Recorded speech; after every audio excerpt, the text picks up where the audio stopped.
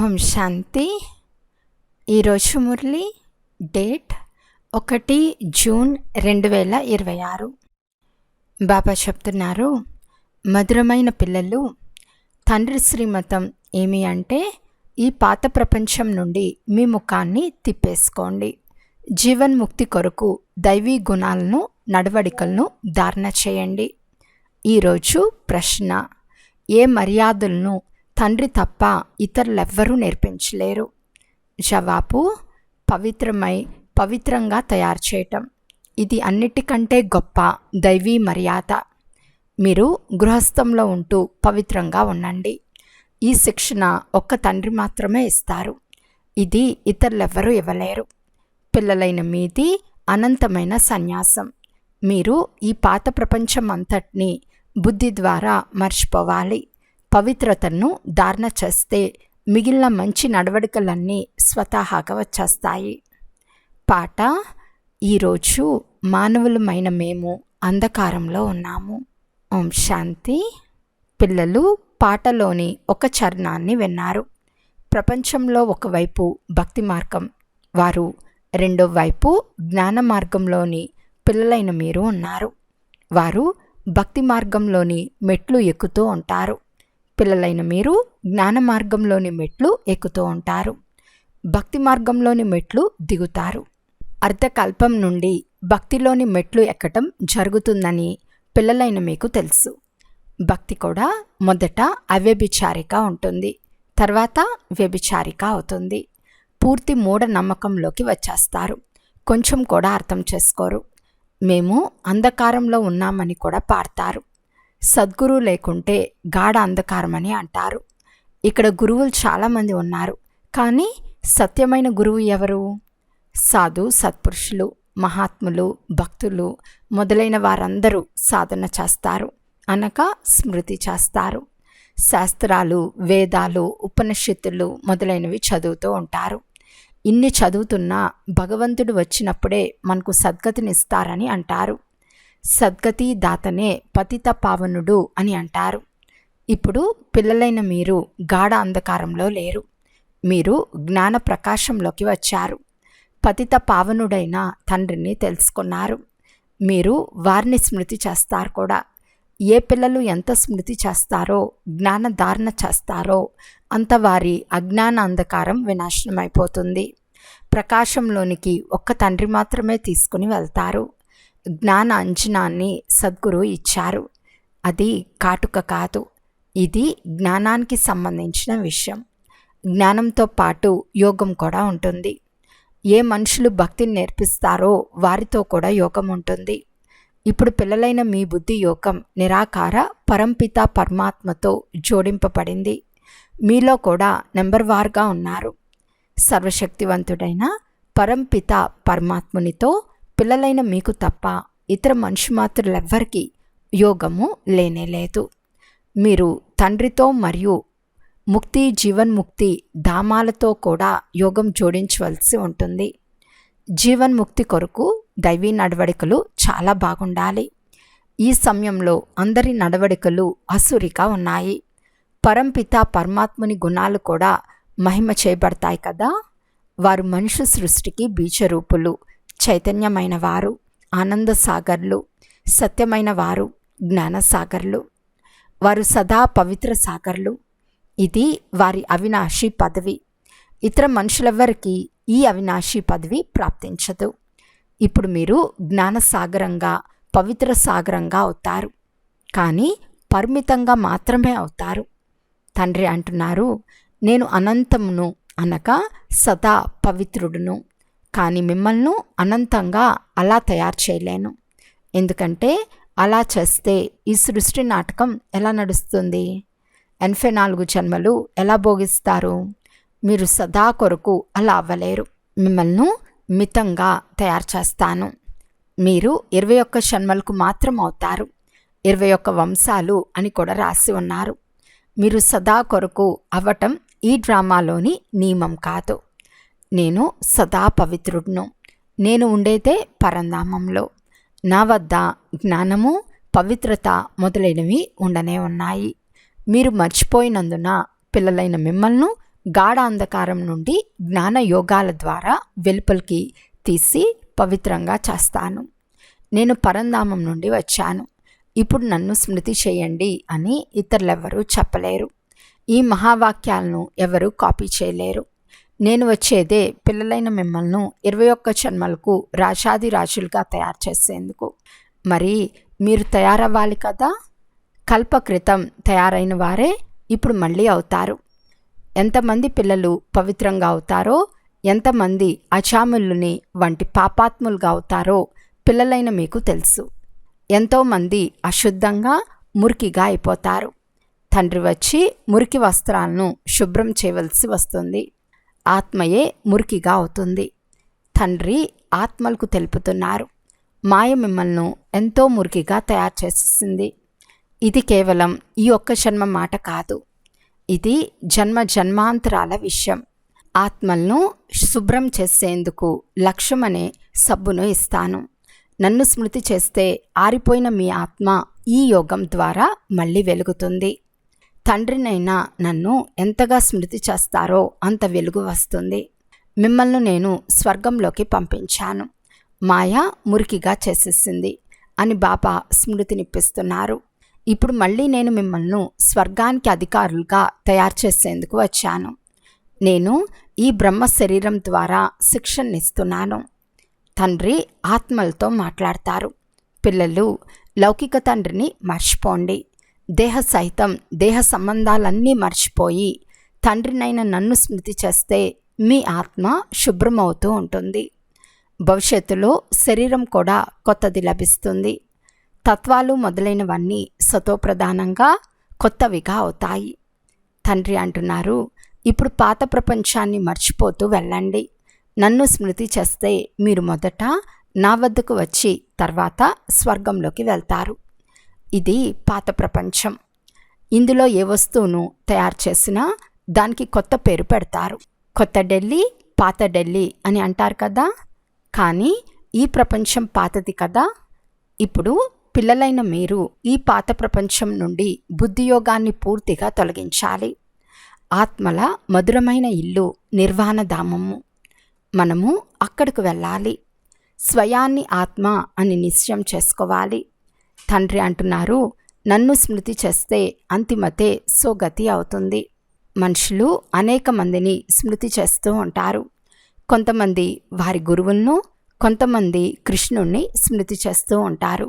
కృష్ణుడు మొదలైన వారు ఎచ్చటకు వెళ్తారో ఎవరికీ తెలియదు. అందరూ పునర్జన్మల్లోకి రావాల్సిందే అని కూడా ఎవరికీ తెలియదు. ఈ ఆచారం పద్ధతి సృష్టి ప్రారంభం నుండి కొనసాగుతూనే ఉంది. సత్యుగం ఆదిలో దేవీ దేవతలు ఉంటారు. పునర్జన్మ అక్కడి నుండే ప్రారంభమై ఉంటుంది. మొట్టమొదటి పవిత్ర మానవుడు శ్రీకృష్ణుడు. అతని మహిమ గొప్పది. లక్ష్మీనారాయణులకు అంత మహిమ లేదు. ఎందుకంటే చిన్నపిల్లలు పవిత్రంగా సతోప్రధానంగా ఉంటారు. అందువలన పిల్లల మహిమ గాయనం చేయబడింది. కృష్ణునికి చాలా మహిమ ఉంది. కానీ కృష్ణపురం ఎక్కడ ఉందో వారికి తెలియదు. సత్యుగాన్ని వైకుంఠమని అంటారు. కానీ కృష్ణుని ద్వాపరయుగంలోకి ఎందుకు తీసుకెళ్లారో తెలియదు. అదే కృష్ణుడు ఇంకే ఇతర నామరూప దేశాలలో రాడు. అవే నామరూపాలు మరో జన్మలో ఉండవు. కృష్ణుడు సత్యుగంలో ఉండేవాడు. ఈ జగదాంబ జగత్పితలు లక్ష్మీనారాయణులుగా అవుతారని మీకు తెలుసు. సత్యుగాన్ని కృష్ణపురం అని అంటారు. ఇప్పుడిది కంసపురం. ఇవన్నీ అసురి పేర్లు. అక్కడ దైవీ సంప్రదాయం ఉండేది, ఇక్కడ అసురి సంప్రదాయం ఉంది. తండ్రి సంగం యుగంలో కూర్చుని అర్థం చేయిస్తున్నారు. ఆ తండ్రి రచయిత. వారిని మనుష్య సృష్టికి బీజరూపుడు అని అంటారు. వారు తప్పకుండా నూతన మనుష్య సృష్టిని రచిస్తారు కదా. మీరు పతిత పావనులు. ఈ పతిత సృష్టిని పావనంగా చేయండి అని మీరు మహిమ కూడా చేస్తారు. పావన సృష్టిని రచించి పతిత సృష్టిని వినాశనం చేయించండి అని వేడుకుంటారు. కనుక బ్రహ్మ ద్వారా పావన సృష్టిని రచించి శంకరుని ద్వారా పతిత సృష్టిని వినాశనం చేయిస్తారు. ఈ విషయాలు ఇతరులెవ్వరికీ అర్థమవ్వదు. ఇప్పుడు పిల్లలైన మీరు తండ్రితో యోగం జోడిస్తారు. బాబా మైల బట్టలను ఉతికి శుభ్రం చేస్తారు. అప్పుడు కొన్ని బట్టలు చిరిగిపోతాయి. కొంతమంది చాలా మలినమై అజాములను వంటి పాపాత్ములుగా ఉన్నారు. వారికి ధారణ ఏమాత్రం లేదు. తండ్రి ఎన్నో మంచి విషయాలను తెలుపుతున్నారు. మధురమైన ప్రియమైన పిల్లలు, అత్యంత ప్రియమైన తండ్రినైనా నన్ను స్మృతి చేయండి. అత్యంత ప్రియమైన సుఖధామాన్ని స్మృతి చేయండి. ఈ విషయాలు కూడా మీకు ఇప్పుడే తెలుసు. ప్రపంచంలో ఎవరికీ తెలియదు. ఇప్పుడు ఇది దుఃఖధామంగా ఉంది. మనుషులు త్రాహి త్రాహి అని అంటూ ఉంటారు. ఒకరినొకరు చంపుకుంటూ ఉంటారు. ఓ భగవంతుడా రక్షించు అని అంటూ ఉంటారు. నోటి నుండి ఈ మాటలు తప్పకుండా వెలువడుతూ ఉంటాయి. తండ్రి ముక్తిదాత అయి ఉంటారు. ముఖ్యంగా పిల్లలైన మిమ్మల్ని జనరల్గా అందరినీ సుఖధామంలోకి తీసుకెళ్లేందుకు తండ్రి వచ్చారని మీకు తెలుసు. పిల్లలైన మీలో కూడా నషాగలవారు నెంబర్ వారుగా ఉన్నారు. ఈ చదువు తక్కువైందేమీ కాదు. ఎవరిని చదివిస్తున్నారో కూడా గమనించండి. అషాముల్ని వంటి పాపాత్ములను చదివించి స్వర్గానికి అధికారులుగా తయారు చేస్తున్నారు. అందరూ తమో ప్రధానంగా ఉన్నారు. వారిని సతోప్రధాన ప్రపంచంలోకి తీసుకెళ్లవలసి వస్తుంది. ఇక్కడ దైవీ గుణాలను ధారణ చేయాలని పిల్లలకు మాటి మాటికి అర్థం చేయించడం జరుగుతుంది. ఇక్కడ మీ బుద్ధిలో లక్ష్యం ఉంటుంది. ఈ పవిత్రతా మర్యాదను ఇతరులెవ్వరూ నేర్పించలేరు. సన్యాసులు ఇల్లు తలుపులను వదిలేస్తారు. ఇక్కడ తండ్రి అంటున్నారు, మీరు ఇల్లు వాకిళ్ళు వదలరాదు. మీరు ఈ పాత ప్రపంచాన్ని వదిలేయాలి. అది హద్దు సన్యాసం, ఇది బేహద్ సన్యాసం. ఆ సన్యాసులకు కూడా ఎంతో గౌరవం లభిస్తుంది. సాధు సమాజం ప్రభుత్వానికి కూడా సలహా ఇస్తుంది. పోను పోను ఈ సన్యాసులు మొదలైన వారు కూడా మాతలైన మీ పాదాలపై పడతారు. మాతలు లేకుంటే వారు ఉద్ధరింపబడరు. ఎందుకంటే మాతలైన మీరు జ్ఞానం నేస్తారు. అంతేకాని వారు పాదములపై పడే మాటేమీ లేదు. ఎవరైనా నమస్తే లేక రామ్ రామ్ అంటే బదులు ఇవ్వవలసి వస్తుంది.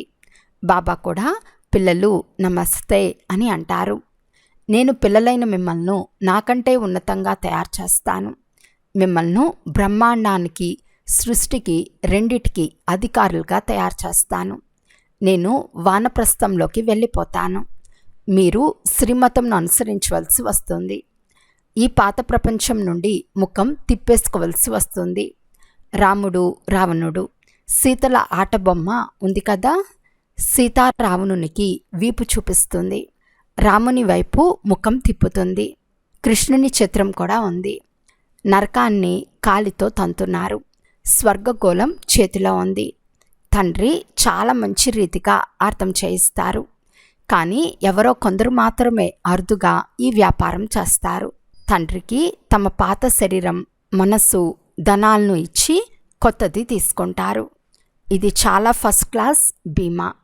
తండ్రి అంటున్నారు, మీరు మీ ఆత్మను పవిత్రంగా చేసుకుంటే శరీరం కూడా పవిత్రమైనది లభిస్తుంది. తర్వాత మీరు స్వర్గంలో రాజ్యపాలన చేస్తారు. అందువలన వారిని వ్యాపారి, ఇంద్రశాలికుడు అని కూడా అంటారు. పతితులను పావనంగా చేయటం, దీనిని ఈశ్వర్య ఇంద్రశాలమని అంటారు కదా.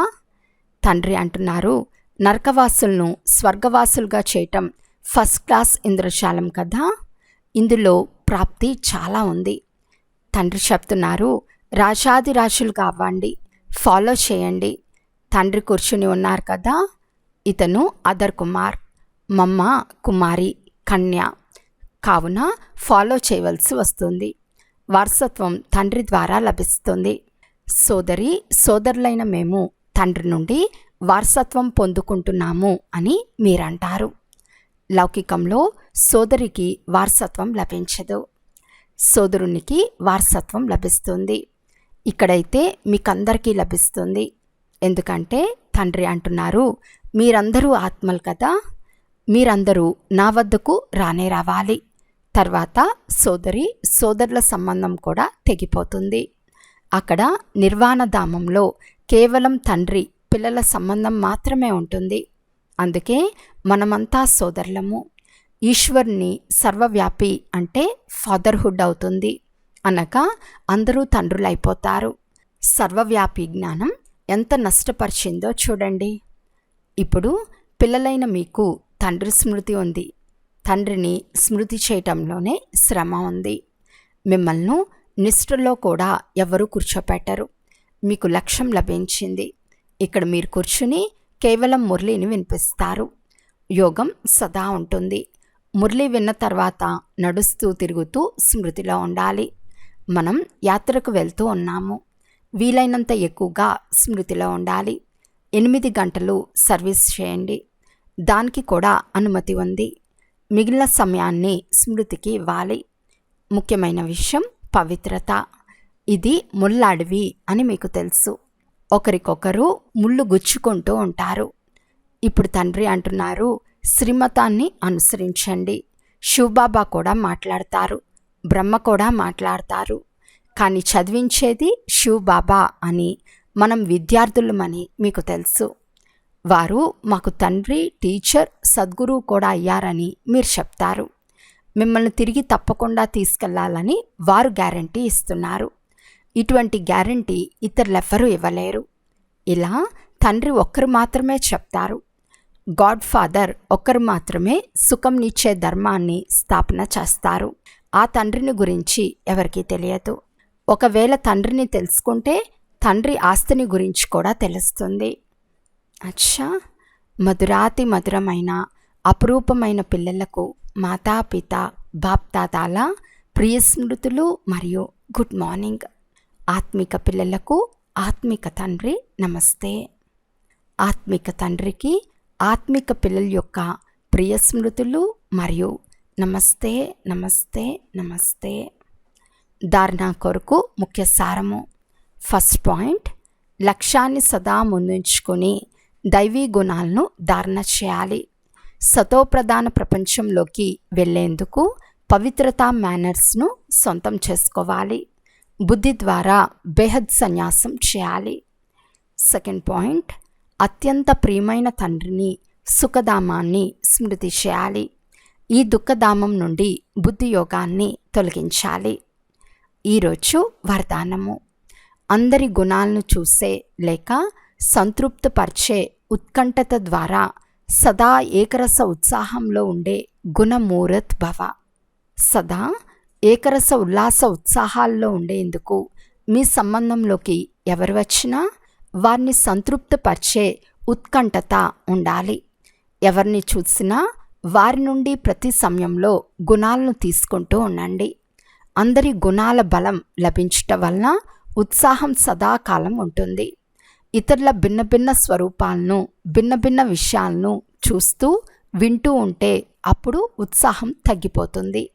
కానీ గుణాలను చూసే ఉత్కంఠత ఉంటే ఏకరస ఉత్సాహం ఉంటుంది. అంతేకాక అందరి గుణాలను చూసట వలన స్వయం కూడా గుణమూర్తులుగా అయిపోతారు.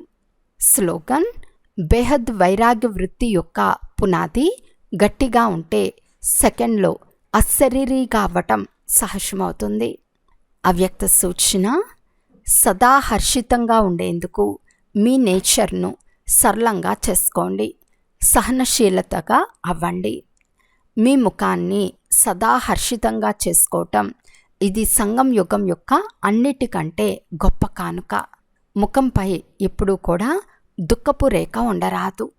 ఎలాగైతే సంపూర్ణ చంద్రుడు ఎంత సుందరంగా అనిపిస్తాడో అలా మీ ముఖం సదా హర్షితంగా ఉండాలి. మీ ముఖం ఎంతగా మెరుస్తూ ఉండాలి అంటే ఇతరులు కూడా మీ ముఖంలో వారి ముఖాన్ని చూసుకోగలగాలి. అందుకు మీ నేచర్ను సరళంగా చేసుకోండి. సహనశీలుగా అవ్వండి. అచ్చా, ఓం శాంతి.